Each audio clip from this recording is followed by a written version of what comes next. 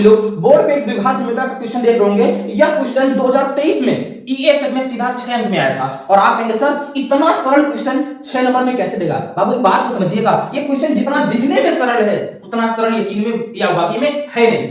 अधिकतर बच्चों ने इस क्वेश्चन को गलत किया था क्योंकि उनको लगा ये क्वेश्चन बहुत आसान है, खराब लासा लिया क्रॉस कर दिया, आगे हल ही नहीं हुआ, आई नहीं। तो इस बात को समझिएगा, जो एग्जामिनर होगा वो इतना बुद्धू थोड़ी होगा पेपर बनाने वाला, वो भी समझ रहा है इतना साल क्वेश्चन में 6 नंबर में कैसे रख रहा हूं, कोई ना कोई यहां पर कोई ना कोई यूनिक चीज यूज करा रहा है। चलिएगा आइएगा समझते इस क्वेश्चन को, कहां पर गलती बच्चे करते हैं, आपको गलती नहीं करना है, ठीक है। आइए क्या कर रहा है 1/x minus 1/x minus 2 equal 3 है और फिर कह रहा है x नॉट इक्वल 0 और 2, मतलब x की वैल्यू 0 और 2 नहीं बतानी है, इसके अलावा कोई वैल्यू बतानी है आपको। चलो पहले मैं क्या करता हूं, इसको द्विघात समीकरण के रूप में चेंज कर लेता हूं। अब देखिएगा क्या लिखा है, लिखा हुआ है 1/x minus 1/x minus 2 equal 3। अगर मैं चाहूं इसमें एलसीएम लेना तो कैसे लूंगा, तो लासा देखो x भी मिल जाएगा और x माइनस 2 भी मिल जाएगा। अब देखिएगा x और x माइनस 2 लासा मिल गया दोनों, ठीक है। तो आप पहले वाले स्टेप को हल करेंगे, हर में क्या लिखा हुआ है x, तो x से जो लासा लेते हैं इसमें भाग दे देते हैं, तो x से x को डिवाइड हो जाएगा, क्या बचेगा x माइनस 2 का अंश में क्या करा देंगे मल्टीप्लाई करा देंगे, तो देखिए x माइनस 2 का 1 में होगा तो आ जाएगा x माइनस 2, फिर क्या लगा हुआ है माइनस। अब x माइनस 2 से डिवाइड करेंगे इस एलसीएम वाले को, तो x माइनस 2 क्या हो जाएगा कैंसिल, क्या बचेगा x का गुणा करा देंगे 1 में, तो क्या आ जाएगा x इक्वल कितना लिखा हुआ है 3, ठीक है। यहां तो कोई दिक्कत नहीं, इसके हाथ में कितना है 1। चलो अब देखो यहां पर ऐड करेंगे तो देखिए x से x क्या हो जाएगा कैंसिल, क्या बचा माइनस का 2, ठीक है बराबर। अब देखिएगा यहां कितना है 3, अगर ये इसको हटाएंगे तो इस साइड में आ जाएगा, यहां क्या हो जाएगा x हो जाएगा और ब्रैकेट में x माइनस 2, मैंने क्रॉस गुणा करा है यहां पर, ठीक है। अब चलिएगा माइनस 2 बराबर इसको क्या करते हैं गुणा करते हैं, 3x का x में कराएंगे तो आएगा 3x स्क्वायर और 3x का माइनस 2 में कराएंगे तो माइनस का 3 और 2 का 6 हो जाएगा और क्या आ जाएगा x, ठीक है। अब देखिएगा इस माइनस 2 को उस साइड में ले जाते हैं, कहने का मतलब है इक्वल में 0 बनाना है आपको, द्विघात समीकरण के रूप में पहले आपको परिवर्तित करना। चलिए देखिएगा इसको उधर ले जाते हैं तो आ गया 3x स्क्वायर, एक मिनट क्या हो गया 3x स्क्वायर माइनस 6x, ये माइनस का 2x उधर जाएगा प्लस का 2 हो जाएगा इक्वल 0, ये आपकी द्विघात समीकरण बन गई। अब इस द्विघात समीकरण को आपको सॉल्व करना है और आपको x की वैल्यू बतानी है। देखिएगा इस इक्वेशन को आप द्विघात समीकरण से करने की कोशिश करिए, एक नहीं लाख बार कोशिश करिएगा पर ये क्वेश्चन नहीं होगा, क्योंकि इसीलिए उसने इसका प्रयोग 6 नंबर में दिया है, क्योंकि उसने क्या किया है एक सूत्र में 2 चीजों का प्रयोग करवा लिया है आपसे, इसमें लासा लेना भी उसने आपसे जांचा है और आपको यह भी जांचा कि आप सूत्र का प्रयोग कर पाते हैं। सोचिएगा जब कभी भी आप अकेले किसी सुनसान रास्ते में जाते हैं और आपको आसपास कोई नजर नहीं आता है तो आप क्या करते हैं, आप हनुमान चालीसा का जाप करते हैं जिससे आपको लगता डर नहीं लगता है मैं चला जाऊंगा। ठीक वैसे ही जब कोई द्विघात समीकरण मिल जाए और आप उसके फैक्टर ना हो तो आपको कुछ नहीं करना है, श्रीधराचार्य का प्रयोग करना है और खटाक से आपके आंसर आ जाएंगे। चलिए आइए देखिए, अगर आप फैक्टर करने की कोशिश करेंगे 2 का 3 लेकर आएंगे 6 आ जाएगा और 6 को इस प्रकार जोड़िएगा 6 ही आ जाए, नहीं हो सकता है क्योंकि देखिए 6 into 6 मल्टीप्लाई पर तो बनाना है पर ऐड करने पर या घटाने पर देखिएगा 6 आएगा नहीं आएगा, तो ऐसा संभव नहीं है। तो यहां पर आपको प्रयोग करना है सूत्र का, तब आएगा। चलिएगा x की वैल्यू निकालिए, देखिएगा तो सूत्र किसका कौन सा प्रयोग करेंगे, श्रीधराचार्य का सूत्र प्रयोग करेंगे। कौन सा सूत्र, श्रीधराचार्य सूत्र। चलिएगा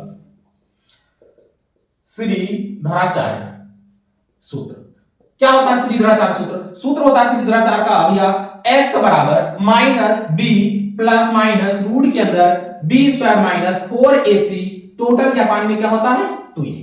अब देखिएगा इस समीकरण को क्या करिएगा आप मानक समीकरण से कंपेयर कर लीजिएगा, तुलना करिएगा। मानक समीकरण क्या होती है, मानक समीकरण होती है ax square plus bx plus c बराबर 0। अब देखिएगा x a की वैल्यू क्या आएगी यहां पर, भाई x स्क्वायर के आगे जो होता है वही a होता है, तो a की वैल्यू कितनी है 3 आ जाएगी और ऐसे b की वैल्यू x के जो गुणांक होता है वही b की वैल्यू होती है, तो x का गुणांक क्या है -6 और वैसे ही जिसके साथ चर ना हो अचर -2 है वो क्या होता है c प्लस 2 है वो c। अब देखो a की वैल्यू 3 b की वैल्यू -6 और c की वैल्यू 2, अब यहां पर पुट कर दीजिएगा और सॉल्व करिएगा फिर आपका आंसर आएगा।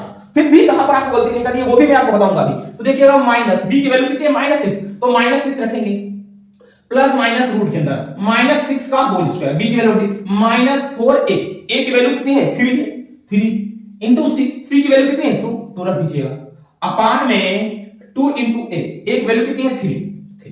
ये किसके बराबर चल रहा है भैया, ये सारा का मटेरियल x के बराबर चल रहा है। हमें x की वैल्यू भी बतानी है। अब देखिए माइनस माइनस क्या हो जाएगा, प्लस का 6 हो जाएगा, प्लस माइनस रूट के अंदर। अब देखो माइनस 6 का स्क्वायर करना है तो माइनस का स्क्वायर प्लस और 6 का स्क्वायर करेंगे तो 36 आ जाएगा, 36। फिर क्या होगा माइनस, अब देखिएगा इसको गुणा कराइएगा, 2 का 3 में कराएंगे 6 आएगा, 6 का 4 में कराएंगे 24 आ जाएगा। टोटल के पान में कितना, 3 दूनी 6 आ जाएगा। फिर अब देखो 6 प्लस माइनस, अब देखिए 36 से 24 जाएगा, रूट के अंदर कितना बचेगा 12। अब देखिएगा अपान में कितना लिखा 6। अब देखिएगा रूट के 12 को हम क्या लिख सकते हैं, सोचिएगा रूट 12 को हम लिख सकते हैं क्या, अगर रूट 12 हो तो मैं 12 को लिख सकता हूं 4 गुणे 3, 4 के 12 हो सकता है, ठीक है। और 4 को लिख सकता हूं, बाहर निकाल सकते हैं 2 रूट 3, तो कहने का मतलब रूट 12 को क्या लिखा जा सकता है, 2 रूट 3 लिखा जा सकता है। तो समझो अब ये x के बराबर सारा चल रहा है, इसको इधर इरेज करते हैं। तो मैं क्या कर सकता हूं, इससे आगे 6 प्लस माइनस रूट के अंदर, अब 12 को क्या लिख सकता हूं 2 रूट 3, 2 रूट 3 अपान में 6। अब देखिएगा अंश में से क्या कॉमन ले सकता है, अंश में से 2 कॉमन मिल जाएगा, तो x बराबर क्या आ जाएगा, 2 कॉमन ले लेंगे तो बचेगा 3 प्लस माइनस रूट के अंदर 3 अपान में 6, इसको कैंसिल कर दीजिए, कितना आएगा 3 आ गया। तो यहां से x बराबर देखिए क्या वैल्यू निकल के आई है, 3 प्लस माइनस रूट 3 अपान 3। ये क्या है, ये यही x की वैल्यू है।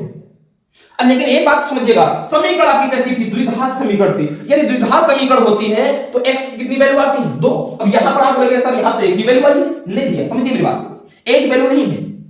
इधर में आना थोड़ा सा देखिएगा, यहां पर ऐसा लिखता हूं, देखो एक प्लस माइनस 3, एक बार क्या लेंगे आप प्लस चिन्ह लेंगे, प्लस चिन्ह लेंगे, जब प्लस चिन्ह लेंगे तो x बराबर हो जाएगा 3 प्लस रूट के अंदर 3 अपान 3, और फिर क्या लेंगे माइनस चिन्ह लेंगे, यहां पर देखिए प्लस माइनस है, एक बार प्लस चिन्ह लेने पर और एक बार माइनस चिन्ह लेने पर। अब माइनस चिन्ह लेंगे तो क्या होगा, x बराबर आएगा 3 माइनस रूट 3 अपान 3। ये दो x की वैल्यू आ गई, एक x की वैल्यू ये आई और एक x की वैल्यू ये आई है। तो आप कह सकते हो कि x के कितने मान आए हैं, 2 मान आए हैं। कहां पर लिखना है, चलिए मैं यहां पर लिख दे रहा हूं, x के 2 मान आ गए हैं, कौन कह सकते हो 3 प्लस रूट 3 अपान 3 कामा 3 माइनस रूट 3 अपान 3, ये भैया x के 2 मान है। सोचो द्विघात, देखिएगा ये क्वेश्चन 6 नंबर में देने का उसका एक मकसद था कि आपसे यहां पर लासा भी जांच लिया, आपको एलसीएम लेना आता है कि नहीं आता है। दूसरी बात ये भी सोची कि द्विघात समीकरण में आप पहचान पाओगे कि नहीं पहचान पाओगे, इसके फैक्टर गुणनखंड विषय होंगे कि नहीं होंगे। और तीसरी यह भी जांच ली कि आप सूत्र का प्रयोग करना आपको आता है कि नहीं आता है, इसलिए इस क्वेश्चन को सीधा उसने 6 अंक में दिया था। अब आप समझ लीजिएगा, जब फैक्टर होने के चांस नहीं रहेंगे तो आपको किसका प्रयोग करना है, श्रीधराचार्य जी का, और इस प्रकार सॉल्व कर देंगे और x की 2 वैल्यू आ जाएगी और आपका आंसर सही हो जाएगा और सीधा क्वेश्चन ऐसा ही आएगा पेपर में, 6 अंक में आएगा।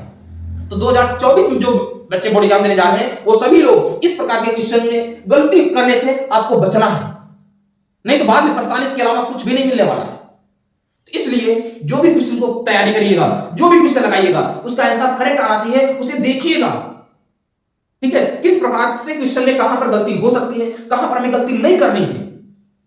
चलिएगा इस क्वेश्चन को सभी लोग देख लीजिएगा, स्क्रीनशॉट ले लीजिएगा और आराम से घर में बैठ करके लगाइएगा और फिर मिलाइए कहां पर गलती हो रही है कहां पर नहीं हो रही है, ठीक है। चलिएगा फिर मिलते हैं अगली क्लास में एक बेहतरीन क्वेश्चन के साथ आऊंगा, तब तक के लिए दोस्तों जय हिंद जय भारत।